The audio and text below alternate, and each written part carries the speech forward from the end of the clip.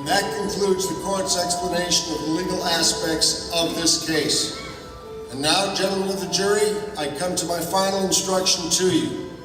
Murder in the first degree, premeditated homicide, is the most serious charge tried in our criminal courts. You've listened to the testimony and you've had the law read to you and interpreted as it applies to this case. It now becomes your duty to try and separate the facts from the fancy. One man is dead. The life of another is at stake. I urge you to deliberate honestly and thoughtfully. If there is reasonable doubt, then you must bring me a verdict of not guilty. If, however, there is no reasonable doubt, then you must, in good conscience, find the accused guilty. However you decide, your verdict must be unanimous. In the event you find the accused guilty, the bench will not entertain a recommendation for mercy. The death sentence is mandatory in this case. I don't envy you your job. You are faced with a grave responsibility. Thank you, gentlemen. All right, let's move along, fellas.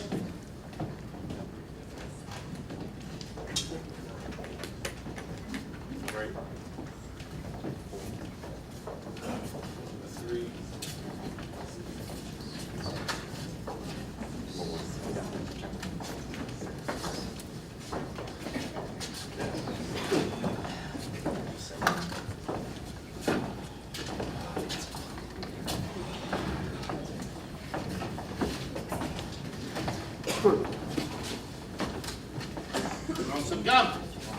No, thanks. Hey, phone up for the weather today. It's the hottest day of the year. Oh, terrific. I think they could at least air condition this place. I almost dropped dead in the courtroom. All right, gentlemen, everybody's here. If there's anything you need, I'll be right outside. Just now. Great, thank you.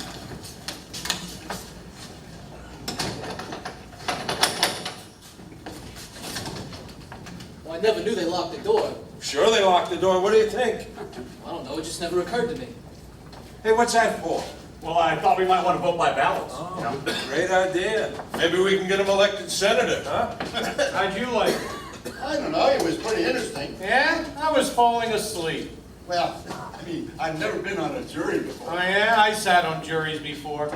It always amazes me the way these lawyers can talk and talk and talk, even on a case as obvious as this one. I mean, it never heard so much talk about nothing. Well, I guess they're entitled. Well, sure, everybody's entitled to a fair trial. That's the system. Listen, I'm the last one to say anything against it, but sometimes I think we'd all be better off if we took these tough kids and smacked them down before they made any trouble. Know what I mean? Save us time and money. All right, let's get going here. What do you say? Well, I thought we might want to take a 5-minute break. I mean, the old man's in the restroom, so... Are we gonna sit in order? I don't know. What do you think? Not a bad view, huh? What'd you think of the case? Had a lot of interest for me. No dead spots, you know what I mean? We were lucky to get a murder case, huh? Oh yeah, I mean, I figured us for, you know, burglary, assault, something like that, those can be, to those, right? Say, isn't that the Woolworth building? That's right. You know what's funny? I've lived here all my life, never been in it. Goddamn waste of time. Oh, yeah. Can you imagine? Sitting here for 3 days just for this. What about that bill with the knife? Expecting grown-ups to believe that kind of bullshit. Yeah, you gotta learn to expect that. You know what you did. Yeah, I suppose so. Got a cold? Oh, yeah. And how these hot weather colds will kill you. Yeah, they will. I can hardly touch my nose, you know what I mean? Whoa, whoa. The horn works. Now check the lights. Oh, great. The fan's not even working. Somebody take a letter to the mayor. Dear Stingy. Let me take a look at it. Say, I didn't get a chance to read the newspapers today. Anything new going on? I was just wondering how the market closed. Yeah, I wouldn't know. What, are you on the exchange or something? I'm a broker. Yeah, I run a messenger service. The Beck and Call Company. The name was my wife's, I think. I employed 37 people. Started with nothing. Mr. Foreman, let's get going here. What do you say? Yeah, all right. Let's take our seats, gentlemen. Hope this goes fast. Got tickets to a ball game tonight. Yankees in Cleveland. Got this new kid pitcher, the Mujolowski. Yeah. He's a real bull, this kid. Real junkhead. You're quite the ball fan, aren't you? All right. So where do you want us to sit? Well, I thought we might want to sit in order, by jury number.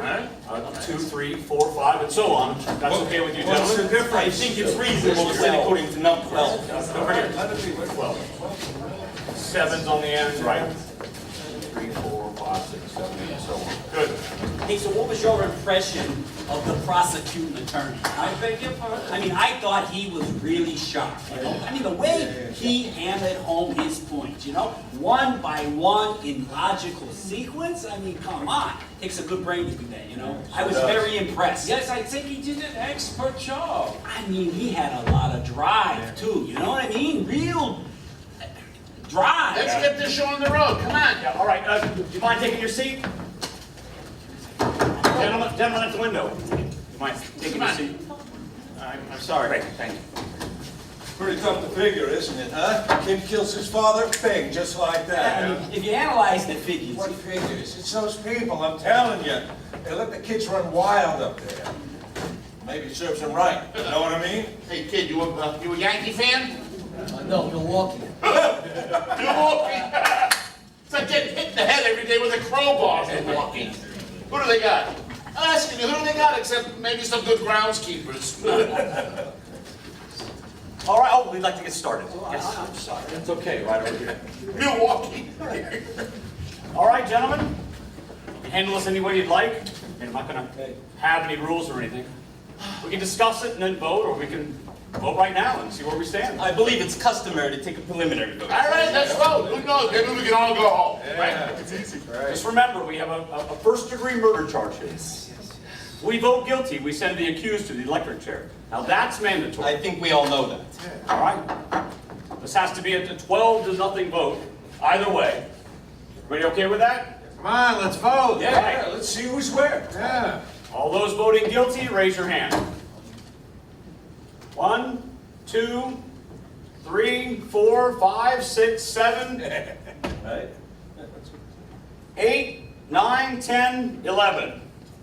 11 votes guilty. All those voting not guilty, raise your hand.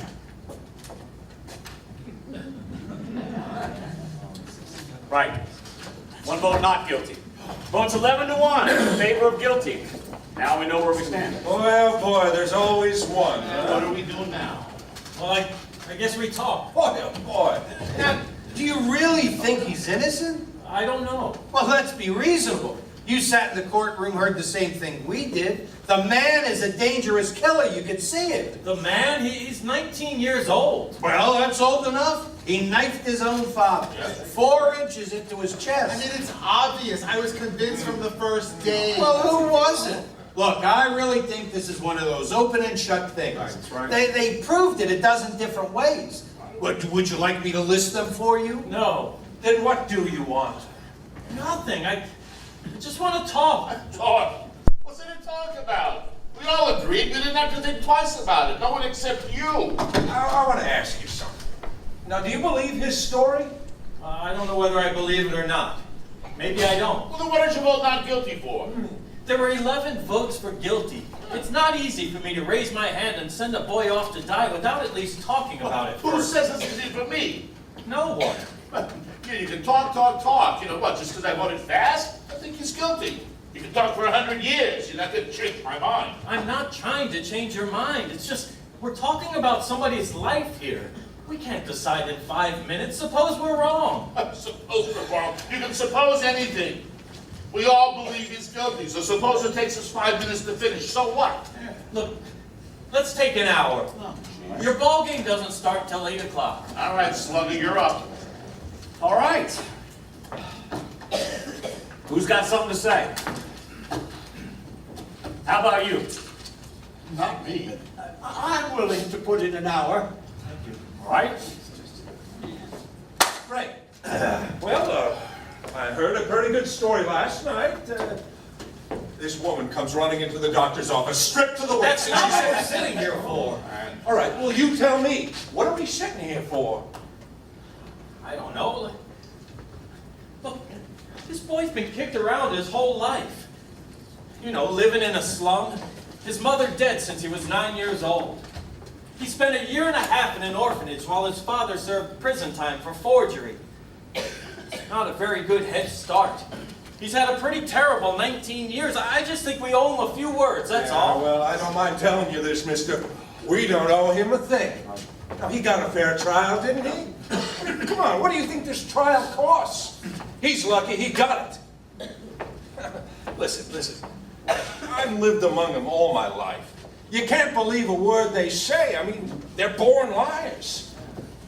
It suddenly occurs to me that you must be an ignorant man. What do you mean? What are you talking about here? You think you have a monopoly on the truth? What are you making a federal case about this for? How do you like this guy? All right, relax. I think certain things should be pointed out to this man. Come on, it's not Sunday. We don't need a sermon in here. Monopoly, for Christ's sake. If we're going to discuss this case, let's stick to the facts. Yeah, he's right, gentlemen. We've got a job to do, so let's do it. Yeah. Suppose the gentleman at the end of the table can tell us why. I mean, tell us what he's thinking. Maybe we can show him where he's probably mixed up. Pardon me, what are you drawing? Huh? Oh, it's one of the projects I work on down at the ad agency. Rice Pops, the breakfast with the built-in bounce. I wrote that line. It's very catchy. If you don't mind. Oh yeah. Oh, I'm sorry. I got this habit of doodling. You know, it keeps me thinking clearly. We're trying to get somewhere. Yeah, I'm sorry. I mean, we can sit here forever, Well, gentlemen. look, maybe this is an idea. I mean, I'm just, thinking out loud here. But, it seems to me that it's up to us to convince this gentleman that, we're right and he's wrong. So maybe if we each took a minute or two and just kind of, it was just a quick thought, No, I think it's a good one. I do. What do you say we go around once we're on the table and order a juror number? Sound good? Yes. All right, that means you're up first. Well, it's hard to put it into words. I just think he's guilty. I thought it was obvious from the word go. I mean, nobody proved otherwise. Nobody has to prove otherwise. The burden of proof is on the prosecution. The defendant doesn't have to open his mouth. Well, it's in the Constitution. You've heard of it. Oh, sure, I've heard of it, but, I know what it is. I just, the man is guilty. I mean, somebody saw him do it. Okay. Now here's what I think. And I have no personal feelings in this at all. I'm just talking facts. Number one, let's take the old man who lived on the second floor, underneath the room where the murders took place. At 10 after 12 on the evening of the murder, he said he heard loud voices coming from the apartment upstairs. He said it sounded like a fight. Then he heard the kid yell out, "I'm gonna kill him." Second later, he heard a body hit the floor. He ran to the door of his apartment, looked out, saw the kid running down the stairs and out of the house. Then he called the police. They found the father with a knife in his chest. And the coroner fixed the time of death at around midnight. Right. I mean, those are the facts. You can't refute facts. The boy is guilty. Look, I'm as sympathetic as the next guy. I mean, I know the kid's only 19, but he's got to pay for what he did. I'm with you, Bob. It was obvious to me, anyway, that the boy's entire story was flimsy. He claimed he was at the movies at the time of the killing, yet 1 hour later he couldn't remember the names of the movies he had seen or who played it. That's right. He's absolutely right. And no one saw him go into or out of the theater. Right. Wait a minute. What about that woman across the street? Now, if her testimony don't prove it, nothing does. That's right, she was the one who actually saw the killing. Yeah, let's go in order, though. What do you say? Just a minute. Now, there's a woman, right? She's lying in bed, can't sleep, right? She's dying from the heat, you know what I mean? Anyway, she looks out the window, right across the street. She sees a kid stick the knife into his father. The time is 12:10 on the nose. Everything fits. Now, she's known this kid all his life. His window is right opposite hers, right across the L tracks, and she swore she saw him do it. Through the last two cars of a passing elevated train. Right. This L train had no passengers on it. It was just being moved downtown. And the lights were out, remember? Now, they proved in court that at night you can look through the windows of an L train when the lights are out and see what's happening on the other side. Right. They proved it. I'd like to ask you a question. Sure. You don't believe the boy? No. Well, how come you believe the woman? She's one of them too, isn't she? Oh, you're a pretty smart fellow. Come on. No. What are you so wise about? What is this guy so wise about? All right, I'm telling calm you. down. No, this guy's What are you letting them get you so upset for, huh? Come on like that. Let's just take it easy and try and keep it peaceful in here, all right? Now, whose turn is it anyway? I think it's yours. I'll pass. All right, it's your privilege. Next gentleman. Well, I don't know. I mean, I was convinced early in the case. I was looking for a motive. That's very important. Yep. But without a motive, where's your case? Well, anyway, there was that testimony of those people who lived across the hall from the boy's apartment. Didn't they say something about the boy and his father having a fight the night of the killing? Right. About 7 p.m.? I mean, I could be wrong. It was 8 o'clock, not 7. That's right, it was 8 o'clock. They said they heard an argument, but they couldn't hear what it was about. Then they heard the father hit the boy twice, and they saw the boy walk angrily out of the house. Well, what does that prove? It doesn't prove anything. It's just part of the whole picture. I didn't say it proved anything. You said it revealed a motive for the killing. The prosecuting attorney said the same thing. Well, I don't think it's a very strong motive. This kid's been hit so many times in his life that violence is practically a normal state of affairs for him. I just can't see 2 slaps in the face provoking him to commit murder. It may have been 2 slaps too many. Right. Everyone has a breaking point. I do. Anything else? No. No, thank you. Next gentleman. Me? Yep. It's all already been said before. I mean, come on, look at this kid's record. He's 0 for 5 for crying out loud. When he was 10 years old, he was in children's court for throwing a rock at his teacher. He was in reform school when he was 14. He stole a car. Been picked up for mugging twice. Twice he was arrested for trying to knife a few kids. They said he was good with a knife. You know that? Oh, yeah. Real good kid. Ever since he was 5 years old, his father beat him up on a regular basis. He used his fists. So would I on a kid like that. Wouldn't you call those beatings a motive for him to kill his father? I don't know. I'd say it's a motive for being an angry kid, I'll say that. Ah, it's the kids. The way they are these days. Angry, hostile. Can't do a thing with them. Even the way they talk to you.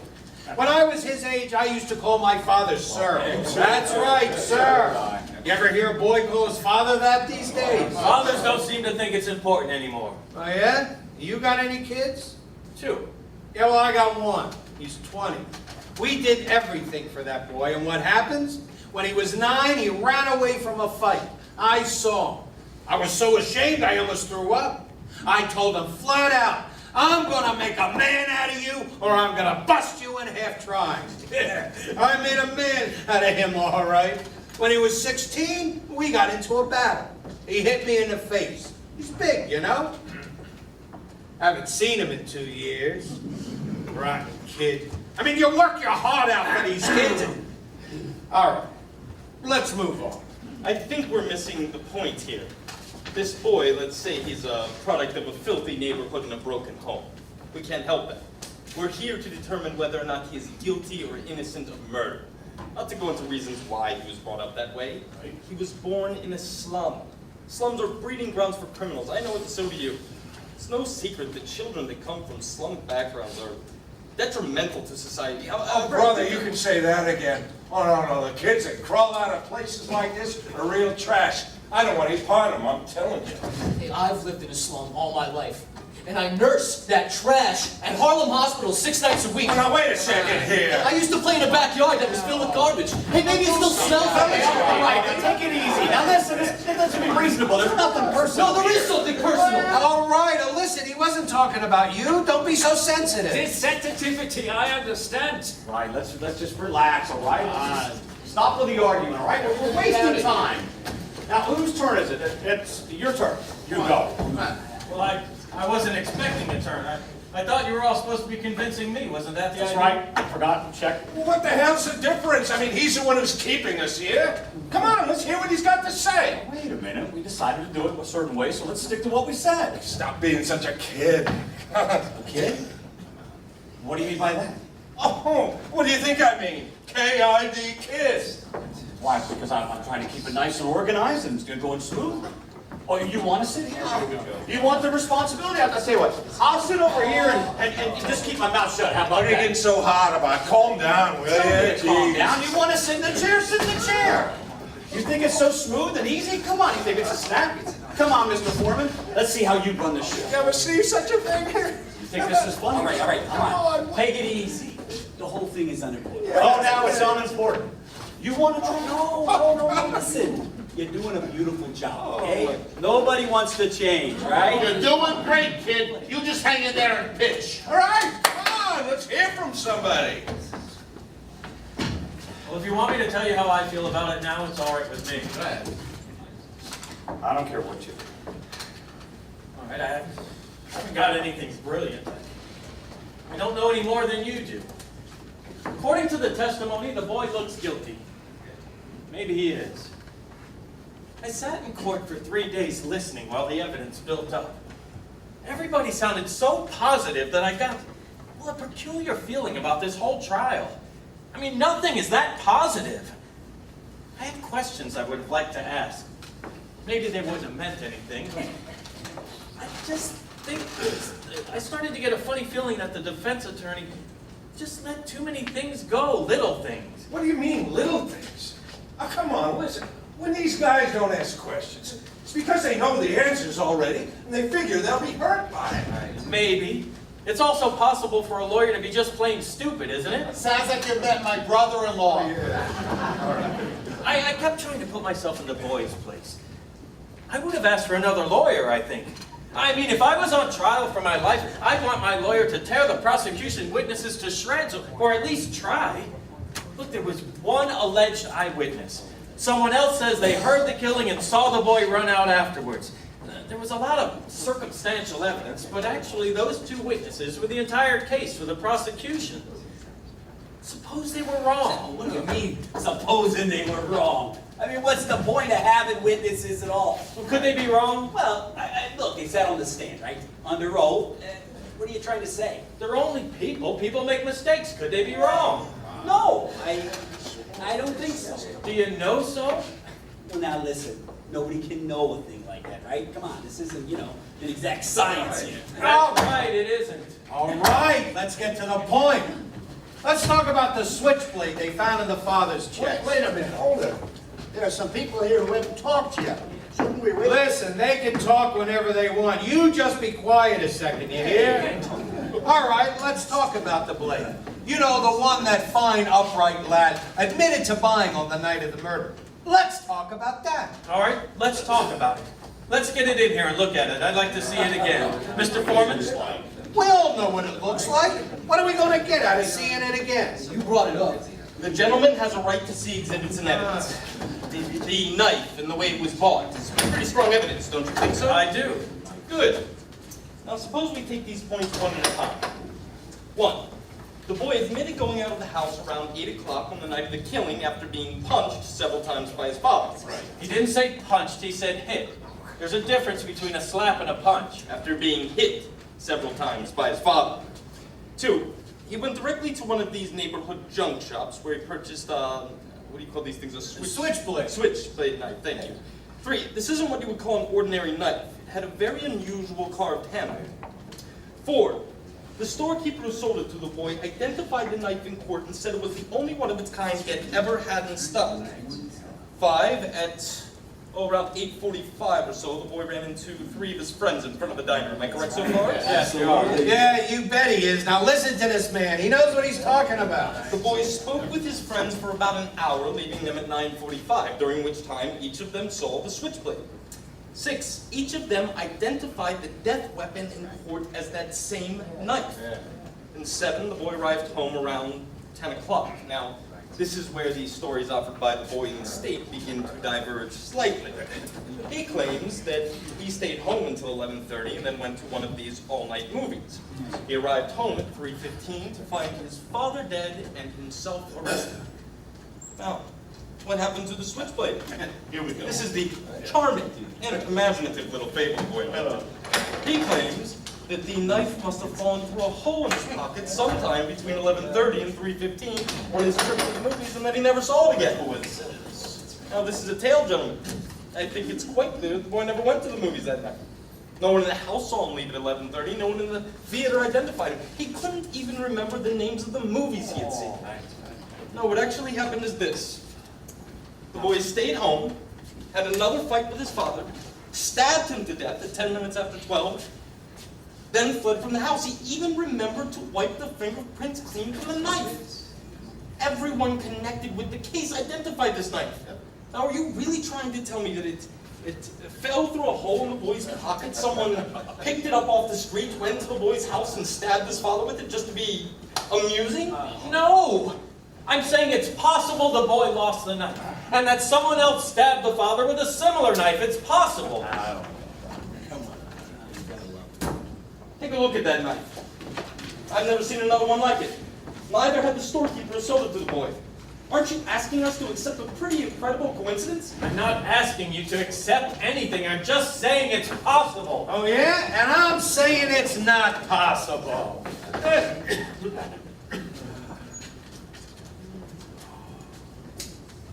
Wait, what are you doing here?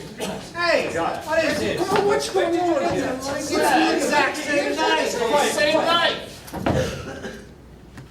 Where did you get that knife? I went for a walk for a couple hours last night, just thinking. That knife comes from a little pawn shop, 3 blocks from the boy's house. It cost $6. It's against the law to buy or sell switchblade knives. That's right, I broke the law. You know, that's a real bright trick you pulled there. But what do you think that proves, huh? Maybe there are 10 knives like that. So what? Maybe there are. So what does that mean, huh? It's the same kind of knife. What is that? The discovery of the age or something? It would still be an incredible coincidence for another person to stand so fast with the same kind of knife. That's right. He's absolutely The right. odds are 1 in a million. Come on. It's possible. But not very probable. All right, let's sit back down, gentlemen. No point milling around here. All right. You know, it's interesting that he should find a knife exactly like the one the boy bought. Interesting. What does that prove? Does that prove anything? No, but I just Interesting. Listen, why don't you tell me why the kid bought the knife to begin with? Well, he claims... Yeah, I know. He claims he bought it as a present for a friend of his. He was going to give it to the kid the next day because he busted the other kid's knife, dropping it on the pavement. That's what he said. The friend testified that the boy did break his knife. Right. How long before the murder? 3 weeks. So now you tell me how our noble lad bought the knife 1/2 hour after his father smacked him, and 3.5 hours before they found it shoved up to here in his father's chest. No, wait. He was going to give the kid the knife as a present. He just wanted to try it out first. Well, let me ask you this. If the boy bought the knife to use on his father, then why did he show what's going to be the murder weapon to 3 friends of his just a couple of hours before the killing took place? Look, all of that is just talk. The boy lied, and you know it. He may have lied. Do you think he lied? Yeah, that's a stupid question. Sure, he lied. How about you? You know my answer. He lied. Do you think he lied? I'm not sure. What do you mean you're not sure? What are you, the kid's lawyer or something? Who do you think you are to come in here and start cross-examining us? Isn't that what's supposed to happen in a jury room? Oh, yeah? Well, there's still 11 of us in here who say he's guilty. I mean, come on. If you want to be stubborn and hang this jury, you go right ahead. The kid will be tried again and found guilty just as sure as he was born. You're probably right. So what are we doing here? We're going to be here all night. It's only one night. A boy may die. Anybody got a deck of cards? He shouldn't make a joke about it. Come on. What do you want me to do? Listen, I don't see what all this stuff about the knife has to do with anything. Somebody saw the kid stab his father. Now, what more do you need? Come on, listen, I got 3 garages of mine. Go in the pot while you're talking. Now, let's just get done and get out of here. You know, the knife is very important to the district attorney. He's not in a He's time the warning. 15th assistant or something. What does he know? All right.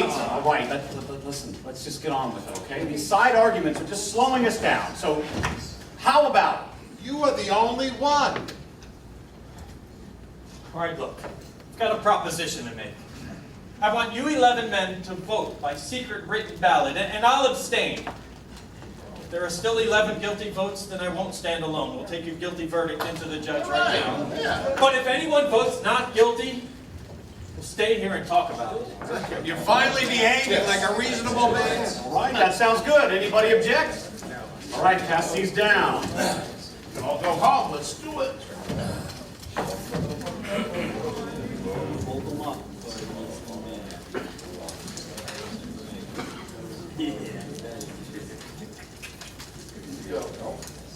All right.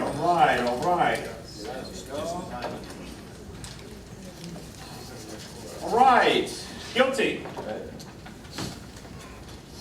Guilty. Guilty. Guilty.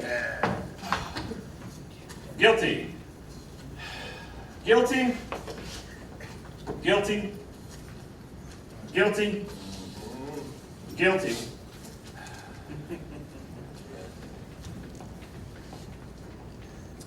Not guilty. Guilty. Well, how do you like that? The guy flips his goddamn wig. All right, come on. Who was it? I want to know. Excuse me, this was a secret vote. We agreed on this. Secret? What do you mean secret? There are no secrets in the jury room. I know who it was. You know, brother, you're really something. You come in here and vote guilty with the rest of us, and then some golden-voiced preacher over there starts to tear your heart out. How this poor little kid couldn't help become a murderer. So you changed your vote. If that isn't the most sickening thing, hey, why don't you drop a quarter in next collection box? right. Wait a minute. You can't talk to me like that. Where does he get to make the shot? Sit down, it doesn't matter, he's very excitable, forget it. You bet I'm excitable. We're trying to put a guilty man in the chair where he belongs. Somebody comes along and starts telling fairy tales, and we're listening. Take it easy. What do you mean, take it easy? Do you want to see a proven murderer walking the streets again? Why don't we give him his knife back? Make it easier for him. Can we hold down the yelling? Does anybody have anything constructive to say? Please, I would like to say something here. I have always thought in this country that a man was entitled to have unpopular opinions. Hey, you just stick to the subject. Why did you change your vote? He didn't change his vote. I did. Would you like me to tell you why? No, I wouldn't. I would like to make it clear, if you don't mind. Do we have to listen to this? Oh, be quiet. Let's hear what he has to say. Thank you. This gentleman has been standing alone against us. He doesn't say the boy is not guilty. He just isn't sure. Well, it's not easy to stand alone against the ridicule of others. He gambled for support, and I gave it to him. I respect his motives. The boy on trial is probably guilty, but I want to hear more. For the time being, the vote is 10-2. I'm talking here. You have no right. He can't hear you. He never will. All right, if the speech is over, maybe we can move on. I guess we gotta take a break. Gentleman there, and I think we gotta wait for him.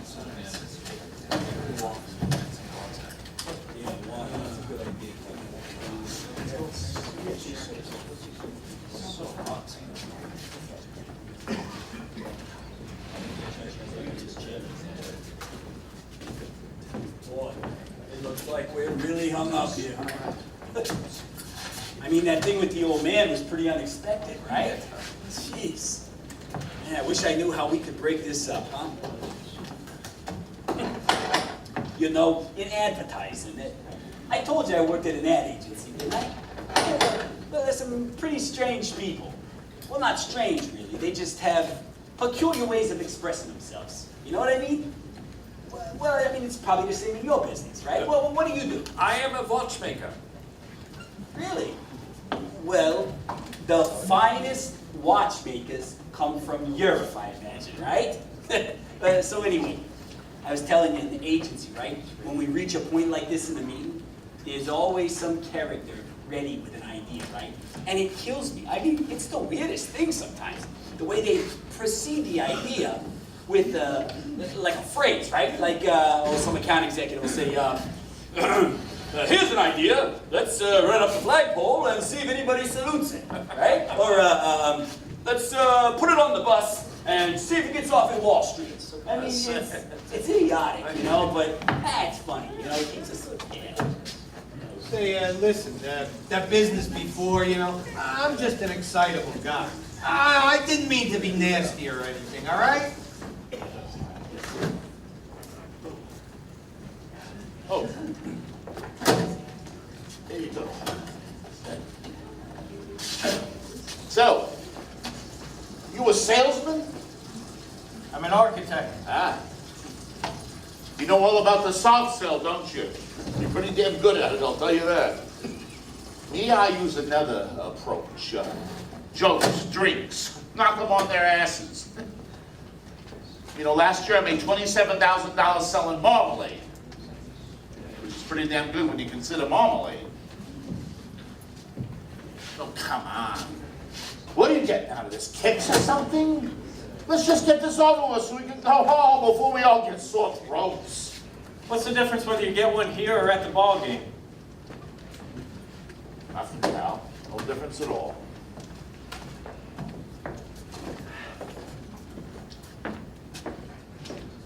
Nice bunch of guys, huh?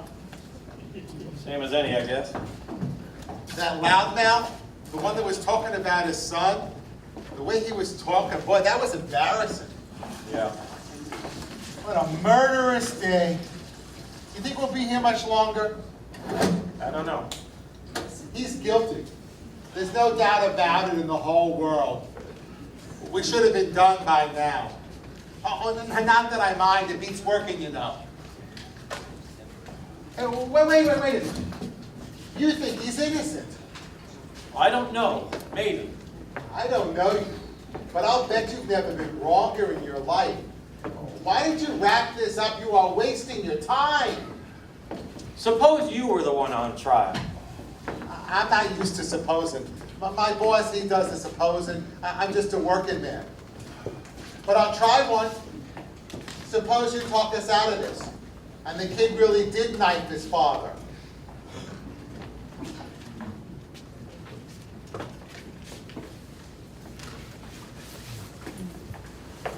All right, gentlemen, let's take our seats. Well, looks like we'll be here for dinner. Yeah. All right. All right. Everybody here?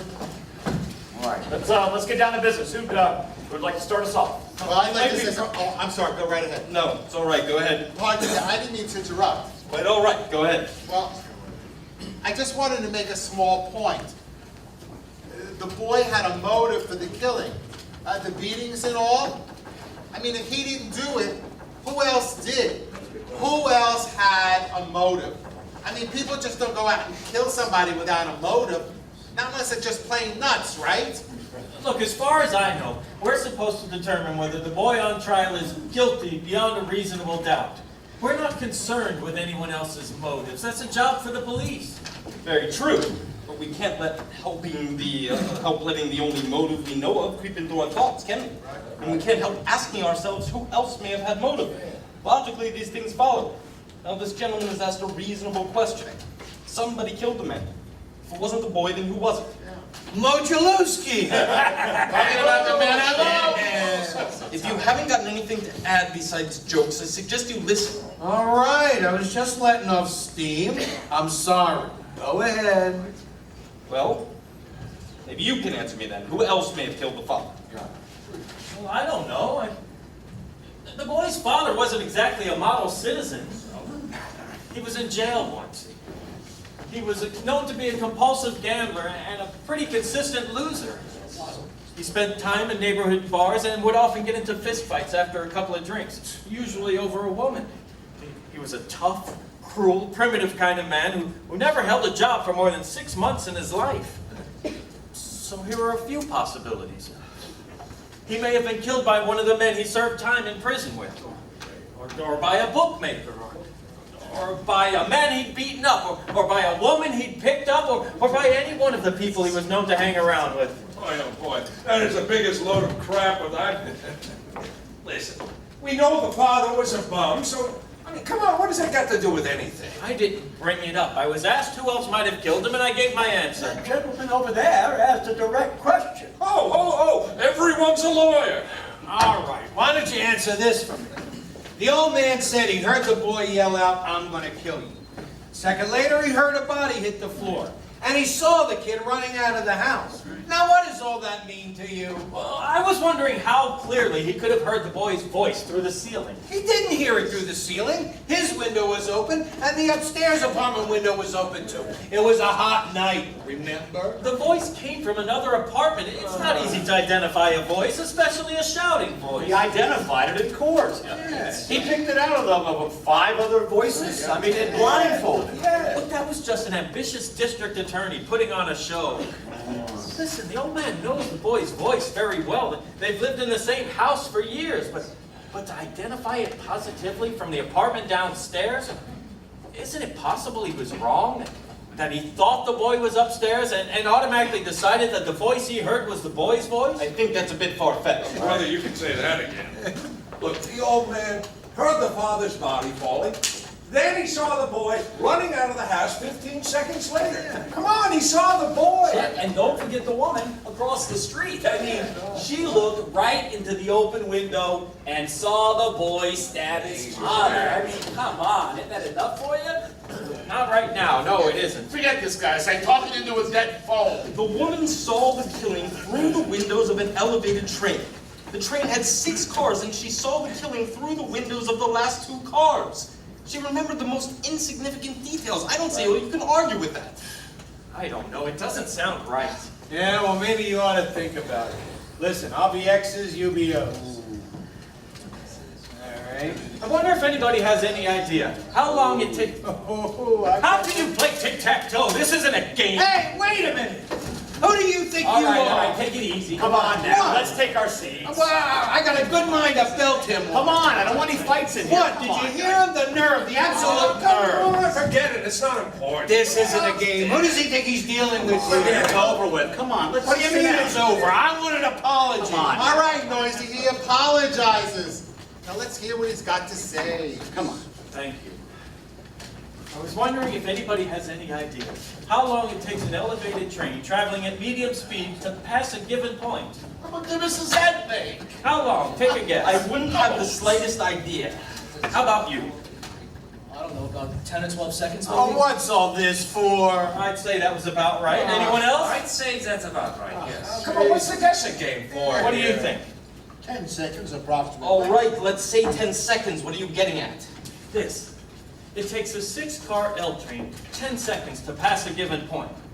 Now let's say that given point is the open window of the apartment in which the killing took place. You can almost reach out and touch the L tracks, right? Right. Has anyone here ever lived right next to the L tracks? I work next to the L line, painting an apartment. I'm a house painter, that's my business. I was there for 3 days. What was it like? What do you mean? Noisy? Oh, brother. Yeah, but it doesn't matter in my business. Everybody's punchy anyway. Listen, I lived in a 2nd floor apartment right next to the L line once. When the window's open and a train goes by, the noise is unbearable. You can't hear yourself think. All right, you can't hear yourself think. What point are you getting at? Look, let's take 2 pieces of testimony and try and put them together. First, the old man downstairs. He says he heard the boy say, "I'm going to kill you," and then he heard a body hit the floor a split second later. 1 second, right? That's right. Second, the woman across the street. She says she looked out her window and saw the killing take place through the last 2 cars of a passing L train. The last 2 cars, right? All right, what's your point? And we agreed it takes a 6-car L train about 10 seconds to pass a given point. Since the woman says she saw the killing through the last 2 cars, we can assume that the body hit the floor just as the train passed by. Therefore, the train had to be roaring past the old man's apartment for a full 10 seconds before the body fell. The old man, according to his testimony, hearing the boy say, "I'm going to kill you," and the body falling a split second later, would have had to hear the boy make that statement while the yell was roaring past his nose. Well, it is impossible he could have heard it. Oh, that's idiotic. Sure he could have heard it. You think so? The old man said the boy yelled it out. That's enough for me. If he heard anything at all, he still couldn't identify a voice. Not with the train roaring We're past. talking about a matter of seconds here. Nobody can be that accurate. Well, I think testimony that can put a boy in the electric chair should be that accurate. I don't think he could have heard it. Maybe he didn't, not with the sound of the L train and all. What are you people talking about Well, here? it stands to reason. Ah, you're crazy. Why would he lie, huh? What's he got to gain? Attention. Maybe. You know, you keep coming up with these snappy sayings here. Why don't you send one off to the newspapers? They paid $3. Why are you talking to him like that? A guy who talks to an old man like that ought to get stepped on. Hey, don't put your hands on me! You should show some respect. Yeah? Take it easy now. Sit down. Come on. Go ahead. What did you want to say? Why do you think the old man might lie? Well, it's just that I looked at him for a very long time. The seam of his jacket was split under the arm. Did you notice that? Yes, I did. I mean, to come into court like that. He was a very old man with a torn jacket, and he walked very slowly to the stand. He was dragging his left leg and trying to hide it because he was ashamed. I think I know him better than anyone here. This is a quiet, frightened, insignificant old man who's been nothing all of his life. Never had any recognition, his name in the newspapers. Nobody knows him, nobody quotes him, nobody seeks his advice after 75 years. This is a very sad thing, to be nothing. A man like this needs to be recognized, to be listened to be quoted, just once. This is very important. It would be so hard for him to recede into the background. Wait. Are you trying to tell us that this old man lied just so he could feel important? No, he wouldn't really lie, but perhaps he'd make himself believe that he heard those words and recognized the boy's face.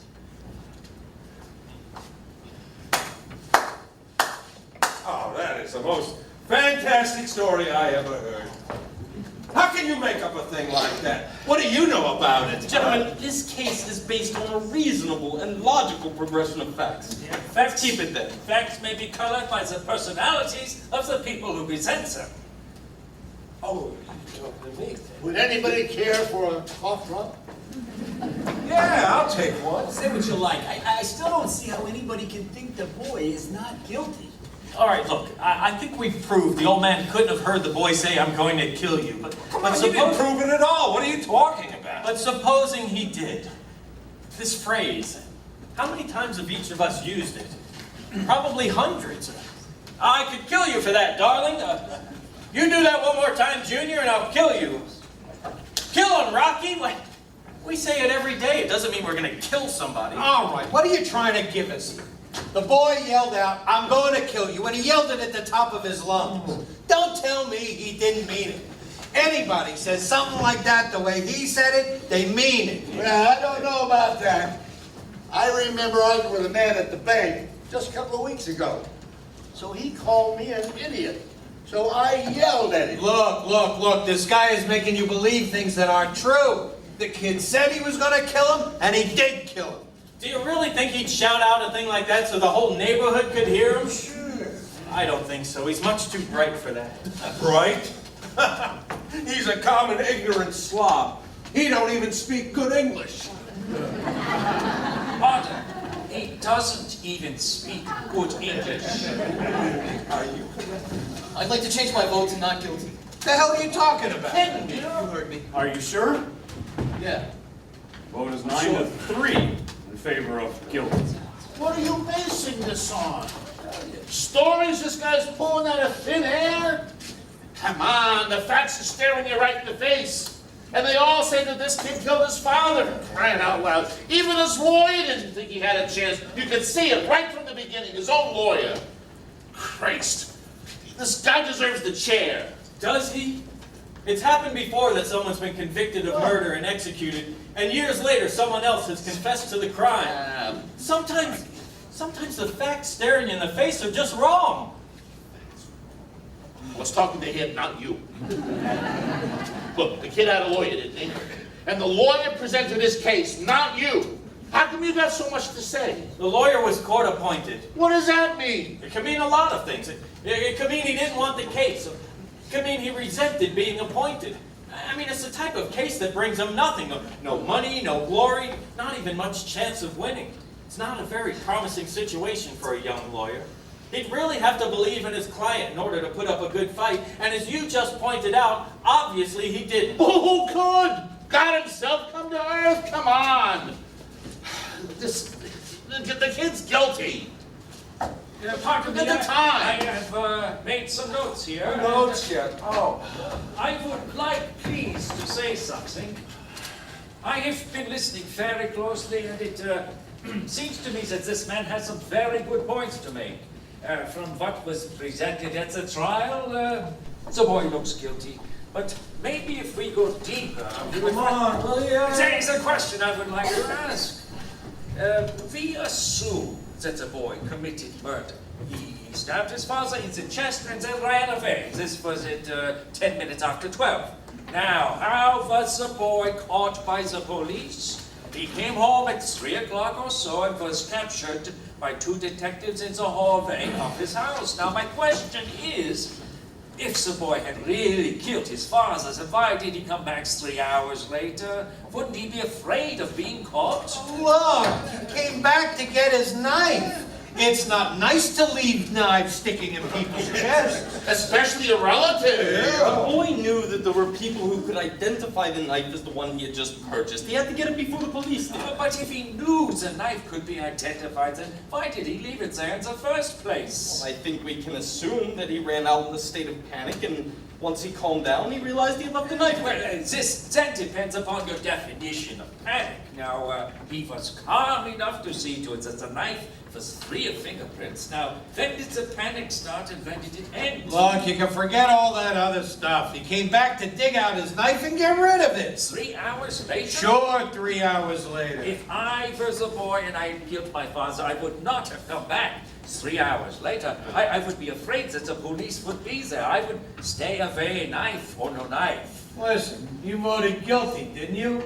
What side are you on? I don't believe I have to be loyal to one side or the other. I'm simply asking questions. Well, look, this is just off the top of my head, but if I were the boy and I, done the stabbing and everything, well, I'd take a chance and go back for the knife. I bet he figured nobody had seen him, and that the body probably wasn't even discovered yet. Right. I mean, after all, it was the middle of the night, right? I mean, he probably thought the body wouldn't be found till the next day. Pardon, here is my whole point. The woman across the street testified that a moment after she saw the killing, that is a moment after the L train went by, she screamed and they went to telephone the police. Now the boy must certainly have heard that scream and known that somebody saw something. I don't think he would have gone back if he had been the murderer. 2 points. One, in his state of panic, he may not have heard the scream. Perhaps it wasn't very loud. And 2, if he did hear it, he may not have connected it with his own act. After all, he did come from a neighborhood where screams were fairly commonplace. Right, there's your answer. Maybe. Look, maybe the boy did stab his father. Didn't hear the scream. Did run out in a panic. Did calm down and came back 3 hours later to retrieve the knife, risking being caught by the police. Maybe all these things are so. But maybe they aren't. Look, I think we have enough doubt to wonder if the boy was even in the apartment at the time the killing took place. What do you mean, doubt? What are you talking about? Didn't the old man see him running out of the house? Yes. Oh, come on, he's twisting the facts, I'm telling you here. Did or didn't the old man see the kid running out of the house at 12:10? Well, did he or didn't he? He says he did. Says he did. Boy, oh boy, how do you like that? Okay, well, did or didn't the woman across the street see the kid kill his father? She says she did. Come on, you're making out like it don't matter what people say here. No. What you want to believe, you believe, and what you don't want to believe, you don't. Come on, now what kind of way is that?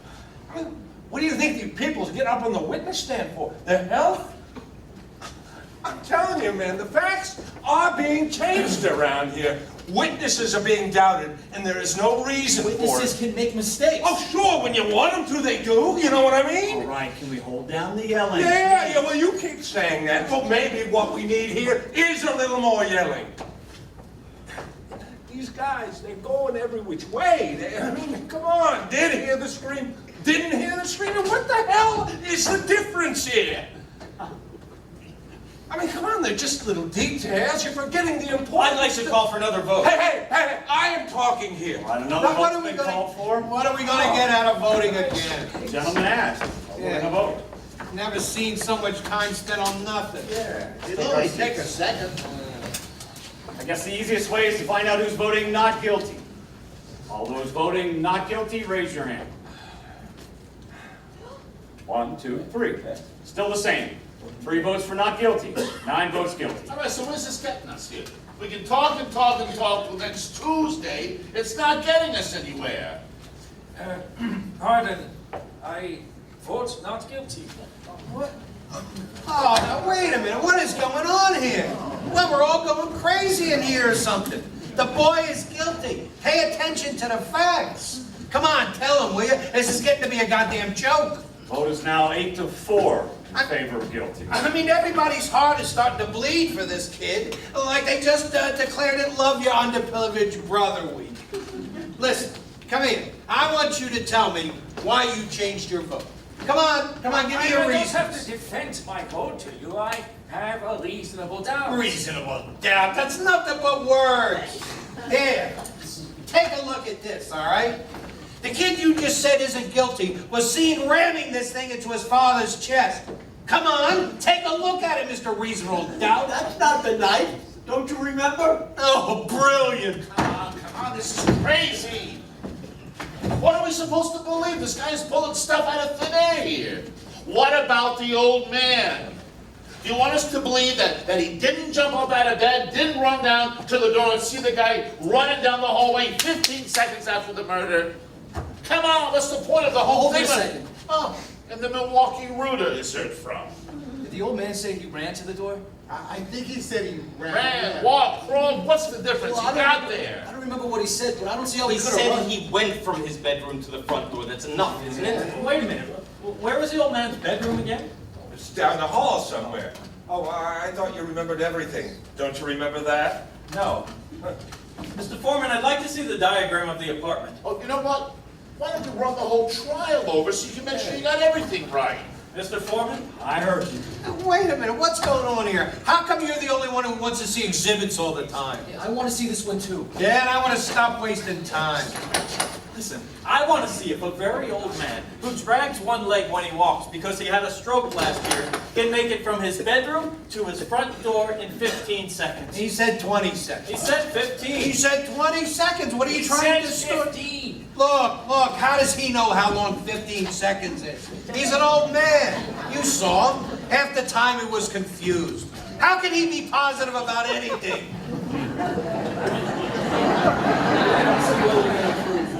I mean, the man said he saw the boy running out. Well, let's see if the details bear him out. All right. As soon as the body hit the floor, he says he heard footsteps running towards the door. Then he heard the upstairs door open and the footsteps start down the stairs. He says he got out of bed and got to his front door as soon as he could. He swore it couldn't be in any more than 15 seconds. Now, if the killer started running immediately... Well, maybe he did.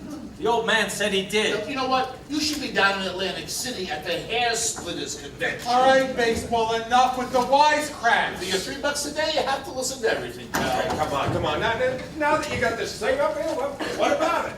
All right, look. This is a diagram of the apartment in which the killing took place. The old man's apartment is directly below it and exactly the same. Here's the outline.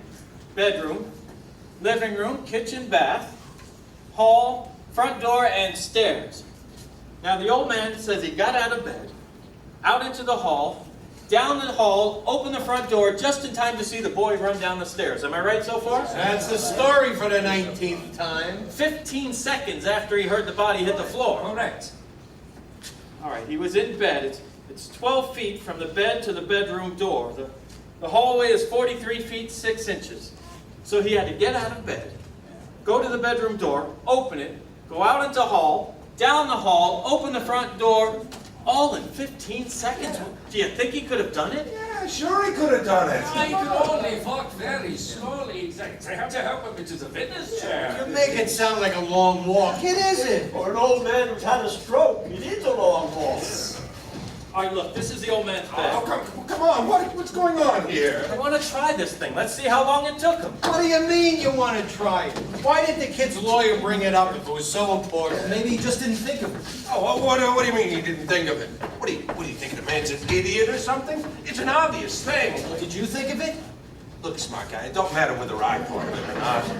He didn't bring it up because he knew the answer and hurt his case. All right. Now, what do you think of that? All right, this is the old man's bed. I'm going to pace off 12 feet, the length of the bedroom.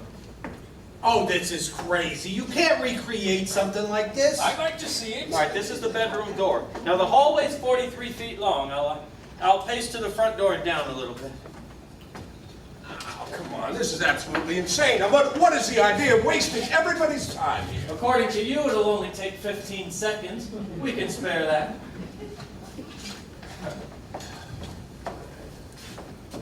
$39, $42, $43. Somebody give me another chair, please.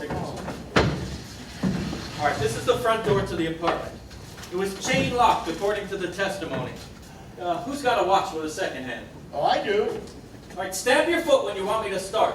That'll be the body hitting the floor. Timing from there. Anyone for a game of charades? I've never seen anything like this in my entire life.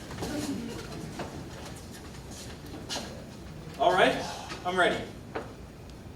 Come on, let's go here. I want to wait till the second hand reaches 60. Go. All right, here's the body. He's got to get up out of bed. Now he's got to go 12 feet to the bedroom door. Gets to the bedroom door, opens it, steps out into the hall. He's got to go 43 feet to the front door of his apartment. Come on, snap it up. You walk twice as fast as that. Well, I think this is even more quickly since the old man walked into the courtroom. If you think I should go faster, I will. Oh, come on. Can we get this kid stuff over with? All right. Gets to the door. He's got to open the chain lock, open the door, and look out. Stop. What's the time? 30, 40, 42 seconds. 42 seconds? 42 seconds. Look, I think this is what happened. The old man heard the fight between the boy and his father a couple of hours earlier. Then, while lying in bed, he heard the body hit the floor. He tried to get to the front door as quick as he could, but he heard the footsteps heading down the stairs, and he just assumed it was the boy. I think that might be possible. Assumed? Now listen to me, people. I've seen a lot of dishonesty in my day, but this little display takes the cake. You come in here with your sanctimonious talk about slum kids and justice. You start telling some wild stories, and all of a sudden you start getting through to some of the little old ladies in here. Well, you're not getting through to me. I've had enough. What's the matter with you people? Every one of you knows this kid is guilty. He's got to burn. We're letting him slip through our fingers here. Slip through our fingers? What are you, his executioner? Yeah, I'm one of them. Maybe you'd like to pull the switch. Oh, for this kid, you bet I'd like to pull the switch. I'm sorry for you. Don't even start with me. Ever since we walked in this room, you've been behaving like a self-appointed public avenger. I'm telling you, shut up! You want to see this kid die because you personally want it, not because of the facts. Shut up! You're a sadist. Shut up, you son of a bitch! God damn it! Let me go! Let me go! I'll kill him! I'll kill him! You don't really mean you'll kill me, do you?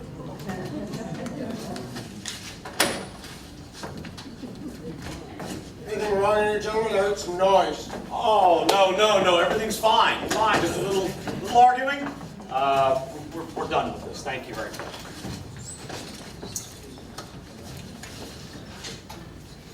What are you all staring at?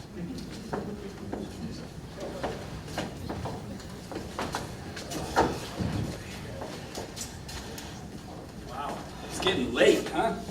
So what do they do, like take us out to a restaurant for supper? Sorry, I don't know that. You know, I wonder if they let us go home. I mean, you know, in case we can't finish tonight. I got a boy with mumps. He's out to here. Wife says he looks like Khrushchev. Please, this fighting. This is not fight. We are here to fight. We have a responsibility. I have always thought that in this country it is a remarkable thing that we are, what is the word, notified. We are notified to come down to this place and decide on the guilt or innocence of a man we have never heard of before. We have nothing to gain or lose by our verdict. This is one of the reasons we are strong. We should not make it a personal thing.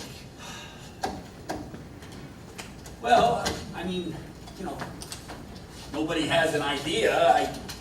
I might have a cutie here. Right. I mean, I haven't put much thought into it, but anyway, let me throw it out on the stoop and see if the cat licks it up, huh? See if the cat licks it up?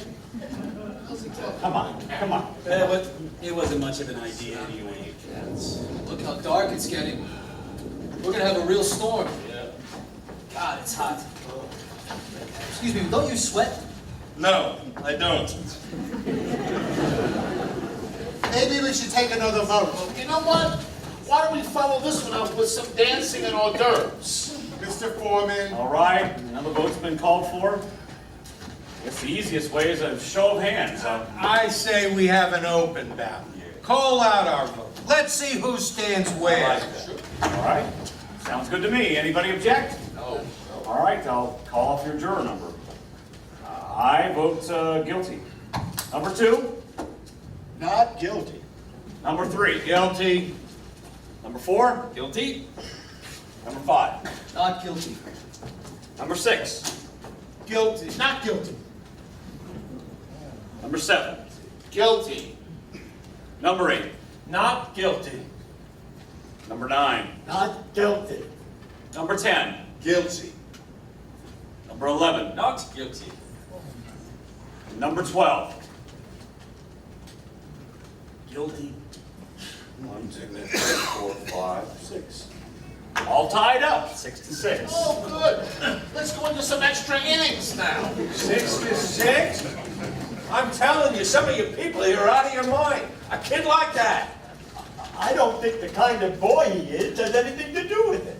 The facts are supposed to determine Don't the give me case. any of that. I'm sick and tired of facts. Twist them any way you like, you know what I mean? That is exactly the point that this gentleman has been making. I mean, you keep shouting at the top of your lungs. Okay, calm down. I'd like to be a little younger. Calm down. Very hot here. Do you want some water? No, thank you. Well, it looks like it's gonna rain. No. How did you figure that out, Bright Eyes? What made you change your vote? Well, it just seemed to You me. don't have a leg to stand on. You know that, don't you? Well, I don't feel that way. Listen, there were a lot of details that never came out. Details, yeah, right. You're just letting yourself get bulldozed by a bunch of what do you call them, intellectuals. Out of here. Now, that's not so. Come on, you're just like everybody else. You think too much, you get mixed up. You know what I mean? Listen now, I don't think you have any right to talk to me that way. Loudmouth.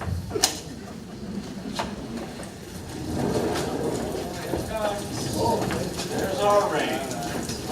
Here it comes. It's a little hotter in here now. Good. Hey, wow. Look at that rain.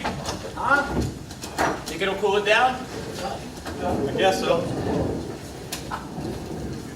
Reminds me of a storm we had in November something. Right in the middle of a game. We're losing 7-6. We're really starting to move the ball. I mean, really starting to move it. All of a sudden, whoosh. It starts coming down in cats and dogs. I mean, in 2 minutes, practically up to our ass in mud. Oh, we couldn't go anywhere. I tell you, I almost bawled.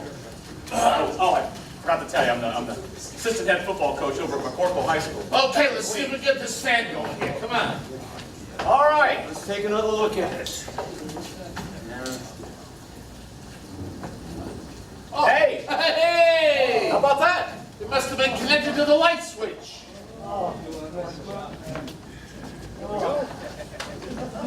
So, some rain, huh? So what do you think of this thing? Steven. Kind of surprising, isn't it? Yes. Say, listen, that business before, I mean, the guy was just trying to bait me. You know, I'm an excitable person. But I mean, where does he come off calling me a sadist and everything, huh? Anybody in his right mind would have blown his stack, wouldn't he? I mean, he was just trying to bait me. You did an excellent job. Excuse me.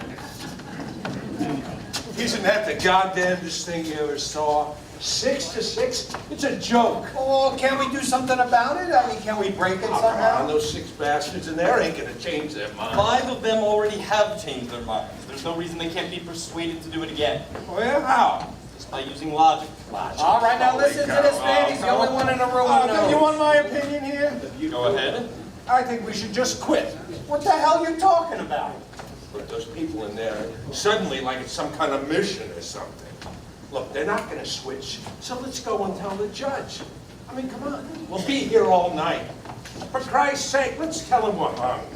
I mean, what the hell, what am I gonna do, break my brains over scum like that? You took an oath in the courtroom. You can't just quit. Yeah, why not? It's dishonest. Why don't you vote not guilty? I voted guilty because I think he's guilty. What, now you don't care anymore? No, why should I? All right, just stop. We're not going to get anywhere like this. Well, what does he want from me? I mean, I gave him my honest opinion. I know. I suppose you don't think much of it? No, I don't. All right, gentlemen, about ready to start. How about him? Is that something? Look, a hung jury doesn't mean anything. They just start the trial over with another jury. It's not what we're here for. What the hell's the difference? A hung jury is what we're gonna get. All right, if you please, guys.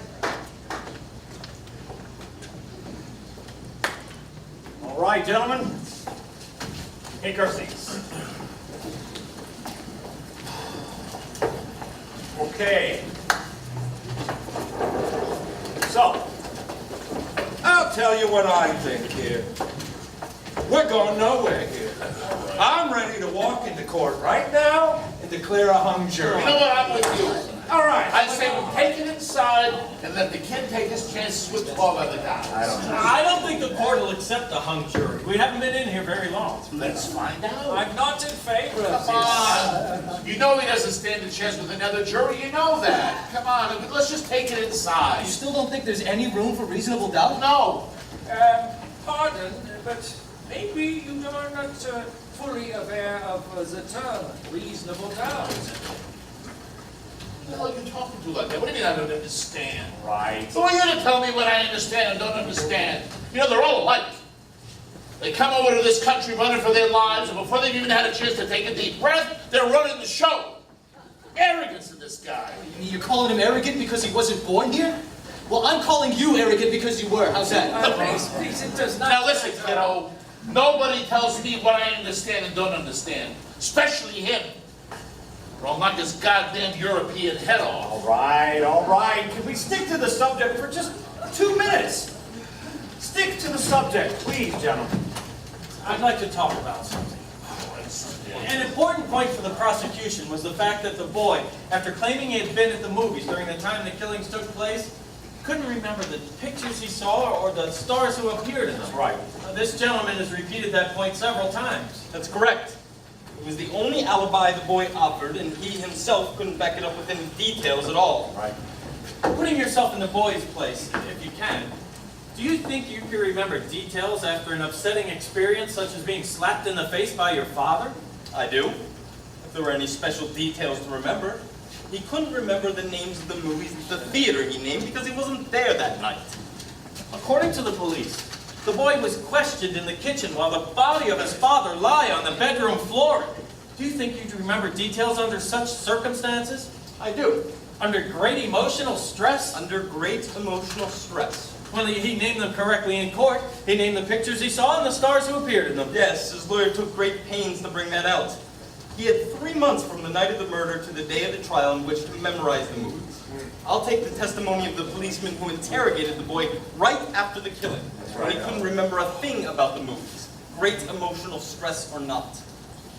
I'd like to ask you a personal question. Go ahead. Where were you last night? Hello, this guy. I was at home. And the night before that? Oh, come on, will you? Come on. Perfectly all right.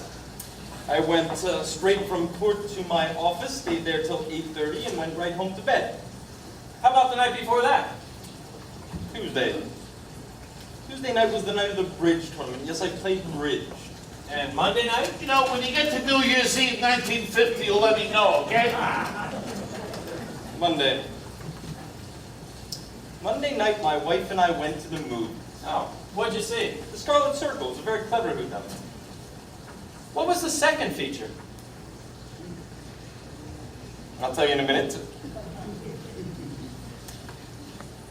The remarkable Mrs. Bainbridge. Yes, the remarkable Mrs. Bainbridge. Excuse me, I saw that. It's called The Amazing Mrs. Bainbridge. Yes, the amazing Mrs. Bainbridge. Yes, I think that's right. Who was in The Amazing Mrs. Bainbridge? It's a dark, very pretty girl. Barbara. Barbara Long. Barbara Long. Who else? It was a very inexpensive second feature with a... And you weren't under great emotional strain, were you? No, I wasn't. I think the point is made. Oh, big point. I think it is a big point.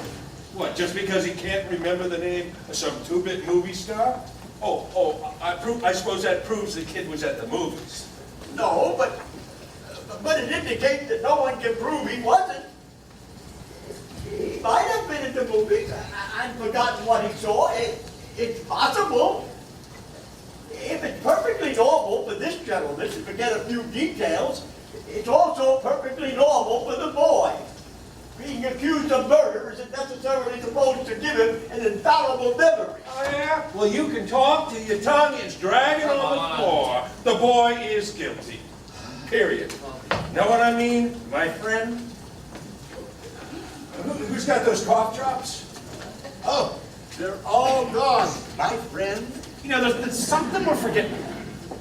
All the business with the psychiatrist. Oh, come on, don't start with all that phony, psycho, whatever you call it. No, I bet there's something... No, what a racket that is. Hey, filling people's head with all that junk.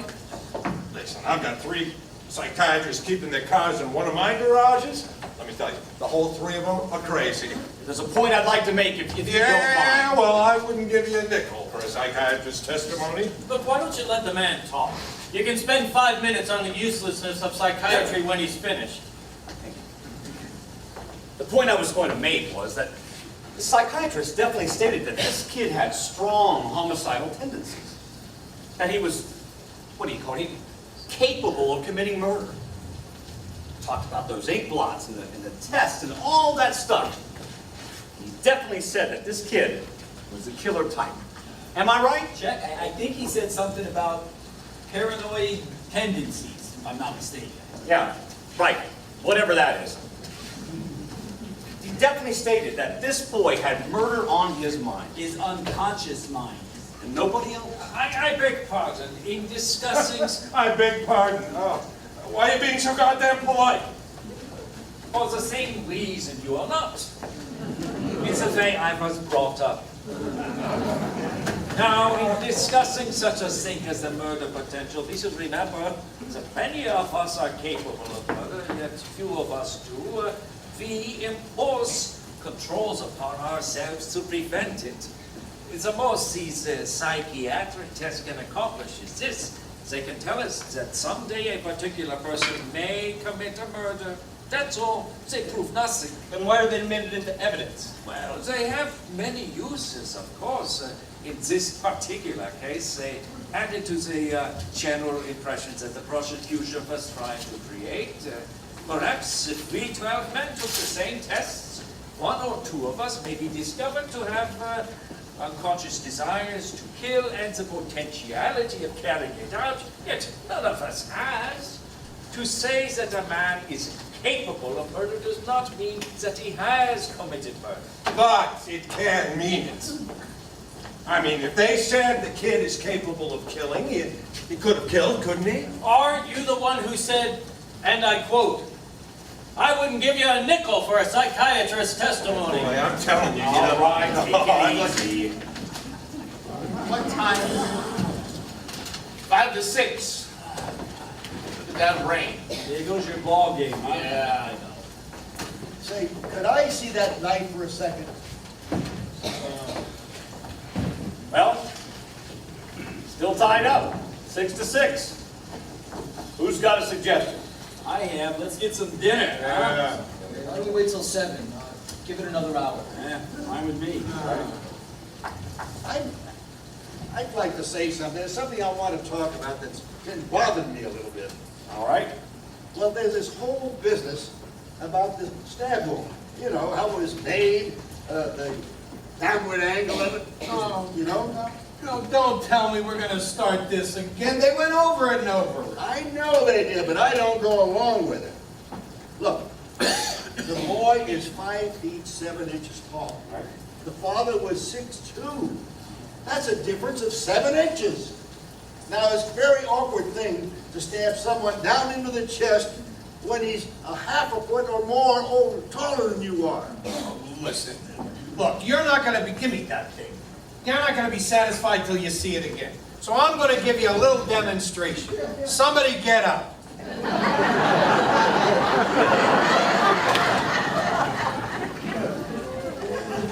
Okay. There we go. That'll be good. Now, I'm about 4 or 5 inches shorter than you, right? Maybe a little bit more. All right, let's say a little bit. Hey, that's not funny. Calm down. Nobody's hurt, right? No, nobody's hurt. All right. Now take a look at it. There's your angle. Down and in. That's how I'd stab a taller man in the chest, and that's how it was done. Now prove me wrong.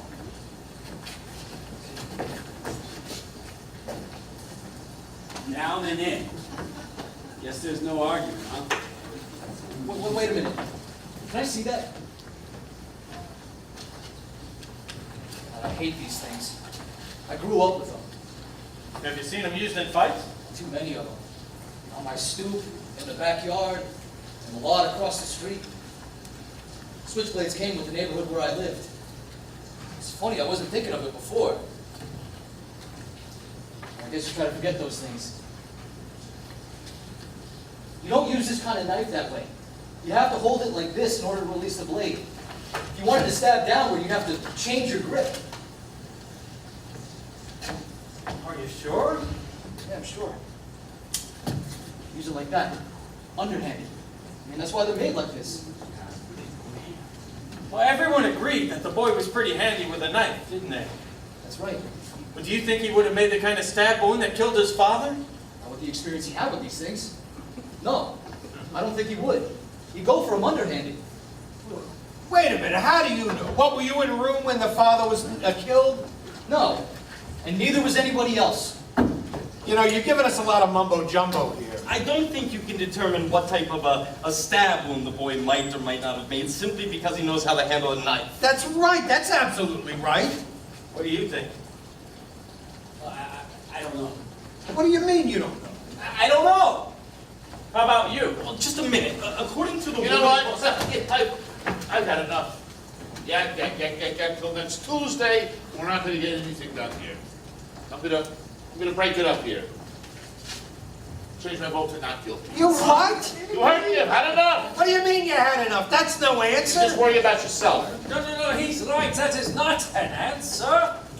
What kind of man are you? You have voted guilty for everyone else because you have baseball tickets burning a hole in your pocket, and now you have changed your vote because you say you're tired of all the talking here? Now wait just a minute. You cannot play like this with a man's life. This is a terrible and ugly thing to do. Don't you care? Look, you can't talk. I can't talk like this to you. If you want to vote not guilty, then do it because you are convinced that the boy is not guilty, not because you have had enough. And if you think he's guilty, then vote that way. Or don't you have the guts to do what you think you is right? listen to me. Guilty or not? I told you! Not guilty! Why?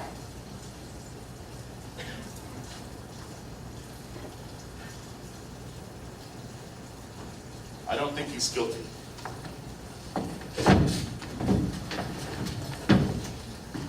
Mr. Foreman, I'd like to call for another vote. All right. Another vote's been called for. Anybody object?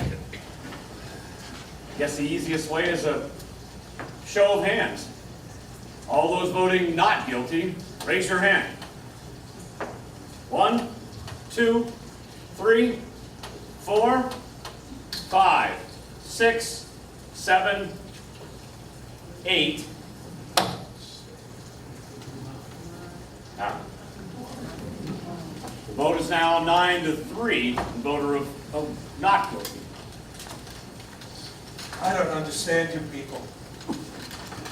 I mean, come on! All these picky little points that you keep bringing up, they don't mean nothing. I mean, come on, how can you believe his story? I mean, you're an intelligent man. You know the facts of life, right? Well, for Christ's sake, look at what we're dealing with here. I mean, you know what they're like. And that guy down there, now I don't know what the hell's going on with him. All this talk about psychiatrists, well maybe he ought to go to one. Okay, let's talk facts. These people are born to lie. There, I said it. And no intelligent man is going to tell me otherwise. They don't know what the truth is. I mean, take a look at them. Come on. They are different. They think different. They act different. I mean, for instance, they don't need any big excuse to kill someone. Well, that's true. I mean, everybody knows it. I mean, come on, they get drunk on wine or something cheap like that. Oh, they're very big drinkers. Oh, smart guy. Look at him, for Christ's sake. What does that mean? Slamming the door. Okay. Now they're drunk. And all of a sudden, bam. Someone's lying dead in the gutter. Okay, so no one's blaming them for it. That's how they are, by nature. You know what I mean? Violent. Human life don't mean as much to them as it does to us. Hey, where you going? Oh, while you're in there, why don't you clean out your ears? Maybe you'll hear something. Come on, look, listen to me here now. These people, they're boozing it up and, fighting all the time. And if somebody gets killed, so somebody gets killed. See, they don't care. These fathers and mothers, families, it don't mean anything. I mean, they breed like animals. Family? Come on! Oh, sure, there are some good things about them. Look, I am the first to say that. Look, I met some that were okay, but that's the exception. Do you know that you're a sick man? Sick? Why don't you sit down? You old son of a... No, who the hell is he? Who the hell is he to tell me that? sick. Look at him. He can hardly stand up. Sick. Now listen. Listen to me. I am speaking my piece, and you are going to listen to me. Maybe if you just quiet it down, huh? Quiet down. I will like hell quiet down. There is not one of them that's any good. Well, do you hear that? Not one. Not one. Now let me lay this out for you ignorant bastards. You at the window. Oh, you're so goddamn smart. We're facing a danger here. Don't you know that? These people are multiplying.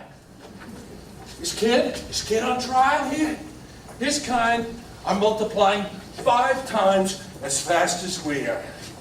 That's the statistic. 5 times. I mean, come on, they're wild animals here. They're against us, they hate us, they want to destroy us. Yeah, that's right, they want to destroy us.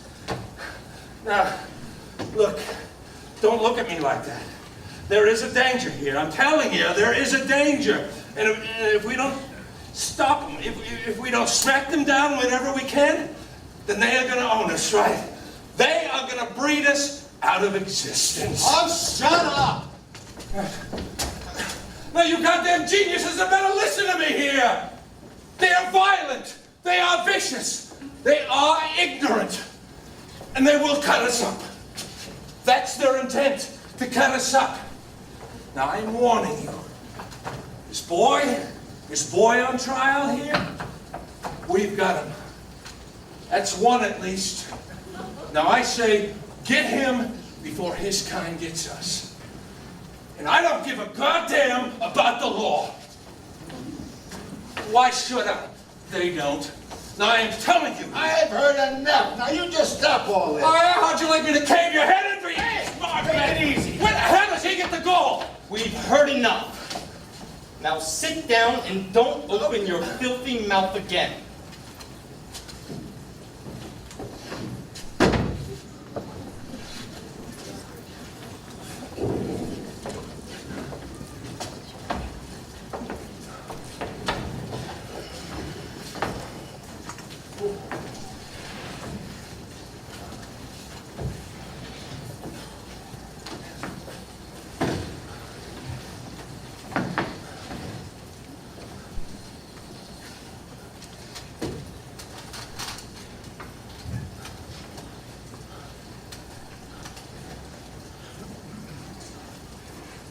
Very hard to keep personal prejudices out of a thing like this. And no matter where you run into it, prejudice can obscure the truth. Well, I don't think any real harm has been done here, because I don't know what the truth is. No one ever will, I suppose. 9 of us now seem to think that the boy is innocent. We're just gambling on probabilities. We may never know. We may be trying to release a guilty man back into the community. But we now have reasonable doubt. And this is a safeguard that has enormous value in our system. No jury can declare a man guilty unless it's sure. We 9 can't understand how you 3 can still be so sure. Maybe you can tell us. I'll try. You've made some excellent points. The last one, in which you argued that the boy wouldn't have made the kind of overhand stab wound that killed the father, was very persuasive. But I still think the boy's guilty of murder. I have 2 reasons. One, the woman testimony from across the street who actually saw the murder committed. As far as I'm concerned, that's the most important testimony in the whole case. And 2, the fact that she described the killing by saying that she saw the boy raise his arm over his head and plunge the knife down into his father's chest. She saw him do it the wrong way. That's right. That's absolutely right. Now let's talk about this woman for a moment. She said she went to bed around 11 o'clock. Her bed was right next to the window, and while lying down, she could see across the tracks into the boy's window. She tossed and turned for about an hour, unable to fall asleep. And then at 10 minutes after 12, she turned toward the window and saw the killing through the windows of an elevated train. Now, she said the lights went out immediately following the killing, but that she got a good look at the boy in the act of stabbing his father. Now, as far as I can see, this is unshakable testimony. That's what I mean. That's the whole case. What do you think? How about you? I don't know. I mean, there's so much evidence to sift. You know, this is pretty complicated business here. Frankly, I don't see how you can vote for acquittal. Well, it's not so easy to arrange the evidence in order. Oh, you can forget all the other evidence. The woman saw him do it. What else do you want? Maybe. Let's vote on it. All right, now the vote's been called for. Anybody object? Well, look, I'm changing my vote. I think he's guilty. All right. Anybody else? The vote is 8-4, huh? Why do you consider this one vote a personal trial? I'm the competitive type, all right? Well, all right. I say we're a hung jury. Let's take it into the judge. You didn't want a hung jury before. Yeah, well, I want it now. I don't understand that. You thought it was immoral to Yeah, do well, that. I don't anymore, all right? There are people in this room who are so goddamn stubborn. We'll never get this thing done. We'll be here for a week. Well, I want to hear an argument, huh? I say we're a hung jury. Well, you're the leader of the cause. What about it? Let's go over it Oh, again. we went over it and over it. J. Walter Thompson over here is bouncing back and forth like a tennis ball. Hey, wait a second. I apologize on my knees. Well, come on. What do you say? Let's take it to the judge. Maybe we can talk about setting some kind of a time limit. Let's see, the time is 10 after 6. 10 after 6.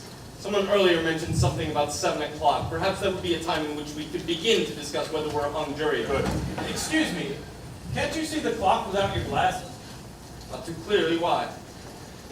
What do you do when you wake up at night and you want to know what time it is? Strange question. I put on my glasses and look at the clock. You don't wear your glasses to bed? No one wears eyeglasses. What's this all about? The woman who says she saw the killing wears glasses. Well, she wouldn't have worn them to bed, would she? Wait a minute. She wore glasses? That's, of course she did. She wore bifocals. I remember now. They look quite strong. That's right, bifocals. She never took them off. And did wear glasses. I never thought of that. So then it's logical to say that she wasn't wearing them in bed while she was tossing and turning, trying to fall asleep. How do you know? I don't know. I'm just guessing. And I'm also guessing that she probably didn't have them on when she casually turned and looked out the window. And she herself said the killing happened just as she looked out the window and the lights went off a split second later. Well, she couldn't have had time to put on her glasses then. No, wait a second. And here's another guess. Maybe the woman honestly believes that she saw the boy stab his father. I say all she saw was a blur. Just a blur. How do you know what she saw? How does he know these things? I only know that the woman's eyesight is in question now. She had to identify a person 60 feet away in the dark without glasses. You can't send someone to die on evidence like that. Don't give me that. Isn't it possible the woman made a mistake? No, it's not possible. It's not possible? No, it's not possible. Is it possible? Yeah, it's possible. I say not guilty.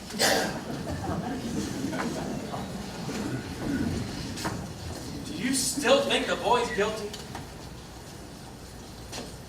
Yes, I think he's guilty. But I couldn't care less. You smart bastards do whatever you want to do. How do you vote? Not guilty. You son of a bitch. I say he's guilty. Does anyone else still think he's guilty? No. I'm convinced. What's the matter with you? I now have a reasonable doubt. Well, what about all the other business? What about the knife? What about everything? You said we could throw out all that other evidence. 11-1. You're alone. I don't care if I'm alone or not. It's my right. It's your right. Well, what do you want? I say he's guilty. We want to hear your arguments. I gave you my arguments. Well, we're not convinced. We want to hear them again. We have as much time as it takes. Everything that was said in that court, and I mean everything, says this boy is guilty. What, do you think I'm an idiot? You lousy bunch of bleeding hearts, you're not going to intimidate me. I'm entitled to my opinion. I can stay in this goddamn room for a year. Will somebody say something? The old man, he lived in the building. He heard everything. What about the knife? So he found one that looked just like it. That doesn't prove anything. The old man saw him right there on the stairs. What difference does it make how many seconds it took? You can't prove you didn't get to the door in time. You can stumble around this room all you want. It doesn't prove anything. Everything that was said in this room today has been twisted and turned. The business with the glasses. How do you know she didn't have them on? She testified in court. What do you want? That's it. That's the whole case. Hearing the boy yell, he said, "I'm going to kill you." To his father. His own father. I don't care what kind of a man he was, it was his father. Goddamn rotten kid. I know what they're like, what they do to you, how they kill you every day. My God, why don't you see? Why am I the only one who sees? Jeez, I can feel the knife going in.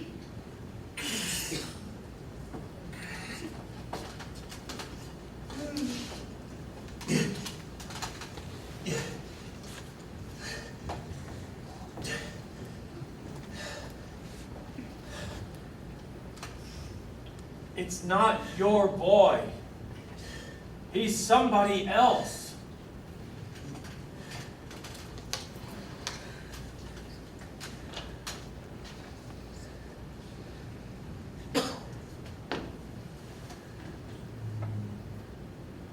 Let him live.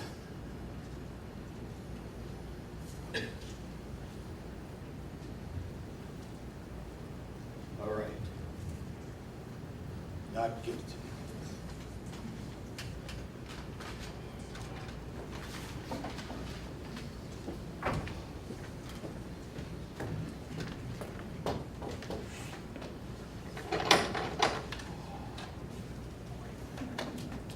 We have a verdict. All right, gentlemen, take your seats in the jury box.